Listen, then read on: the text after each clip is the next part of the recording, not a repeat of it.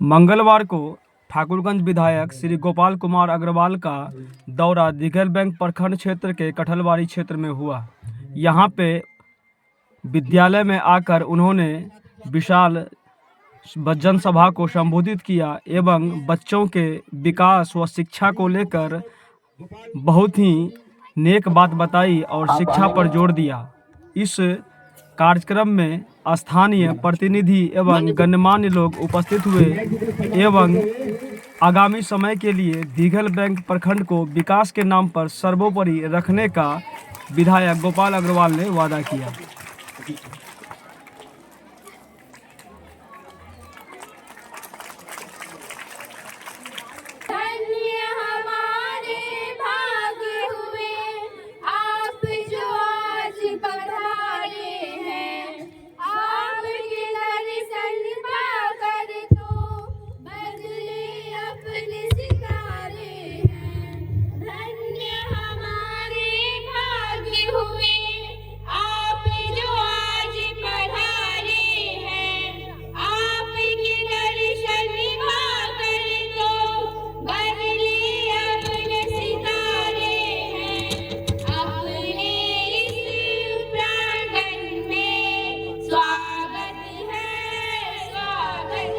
उपस्थित हमारे साथ चल रहे सभी संगठन के हमारे वरीय साथीगण,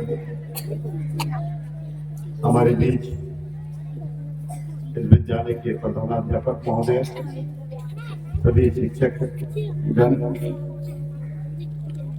हमारे देश के भविष्य नौनिहाल, हमारे कर्मवीर बच्चे बच्चियां, यहाँ उपस्थित है इस पंचायत के सम्मानित हमारे बुजुर्ग अभिभावकगण, यहाँ बैठी हुई हमारी आदरणीय सम्मानीय पूजनीय मातृशक्ति हमारी माताएं, सबको मेरा प्रणाम आदाब सलाम।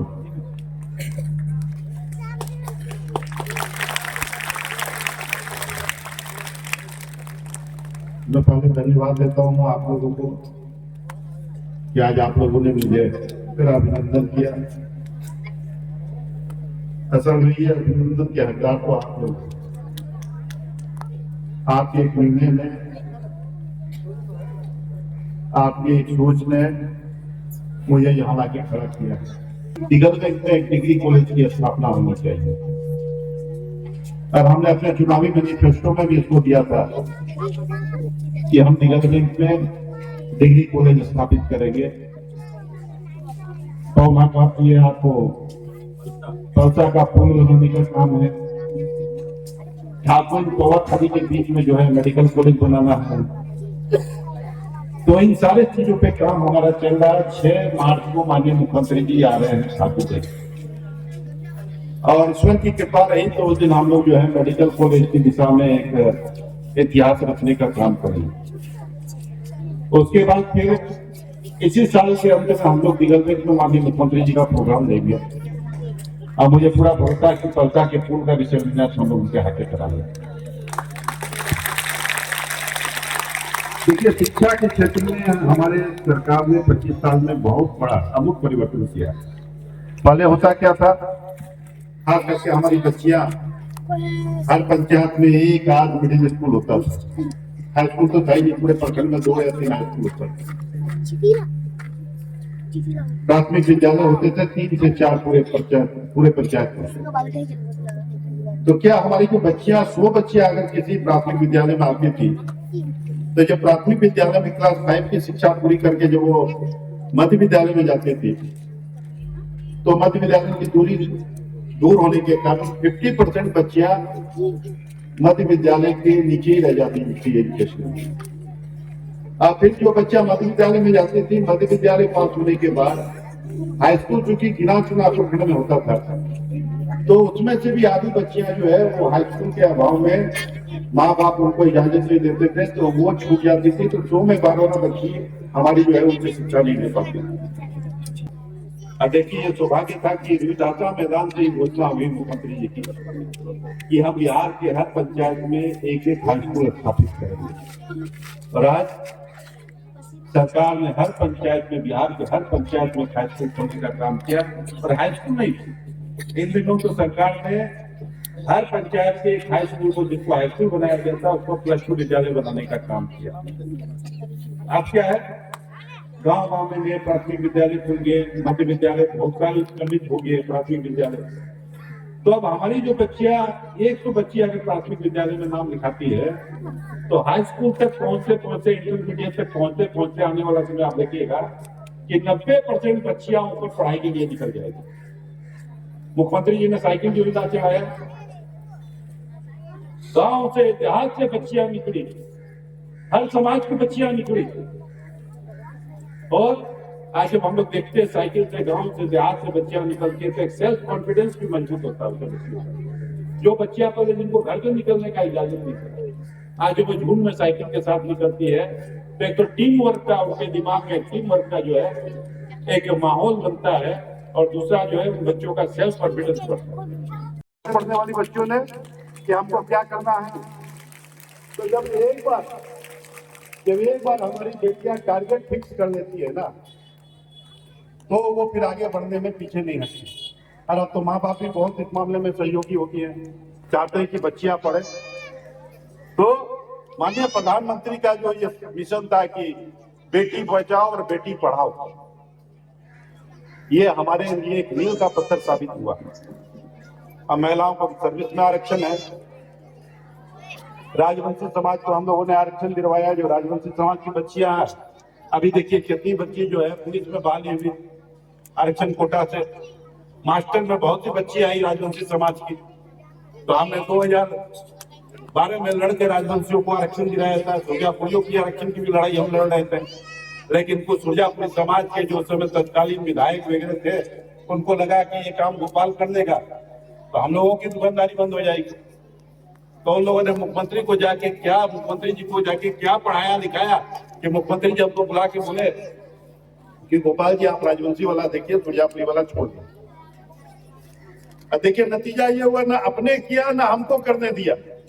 और आज 12 साल पहले हम लोग सुरजापुरी राजवंशियों को आरक्षण दिला दिए, नहीं तो उसी समय सुरजापुरियों का भी आरक्षण हो जाता। आज हमारे कितने बच्चे नौकरी में जाते हैं, बड़े बड़े कॉलेज, हाई स्कूल, बड़े बड़े कॉलेजों में, बड़े बड़े यूनिवर्सिटी में उनको दाखिला मिलता आरक्षण कोटा से।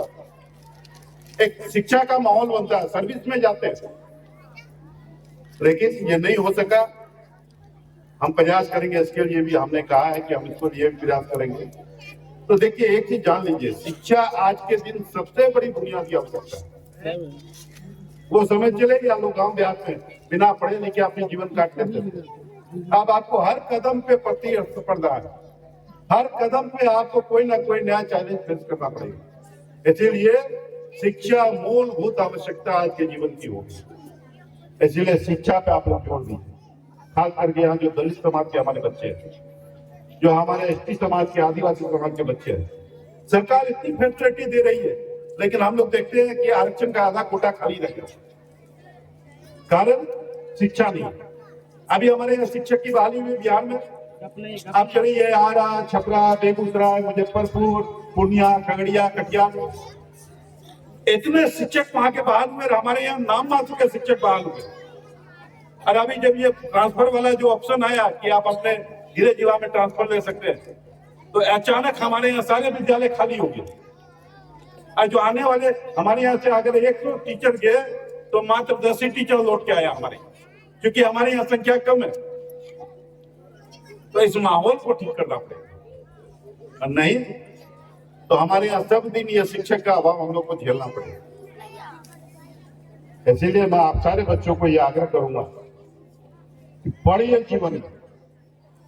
आपका ये खास करके जो आप मैट्रिक में जाते हैं, क्लास 9 से लेके और आपका ग्रेजुएशन तक का पीरियड, ये 8 साल आपका जो होता है, 7 साल, ये आपके आने वाले जीवन के आधार को रखने का काम होता है।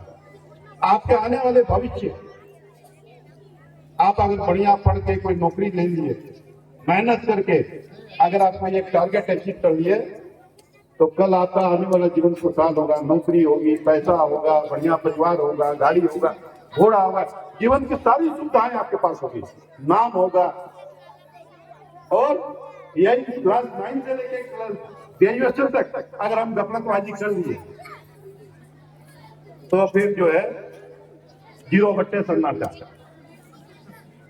अभी देखिए हमारे यहाँ बच्चे जाते थे दिल्ली पंजाब काम करने के लिए, लेबर का काम करना।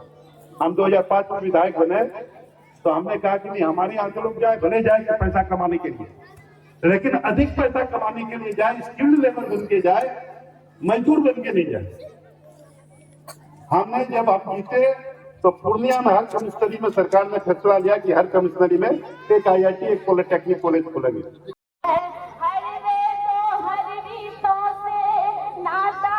हमारा है ये गीत समझी मैंने आपके आने से, आपके आने से आइए आइए है यहाँ इंतजार आपका, इंतजार आपका, इंतजार आपका, इंतजार आपका, इंतजार आपका, इंतजार आपका।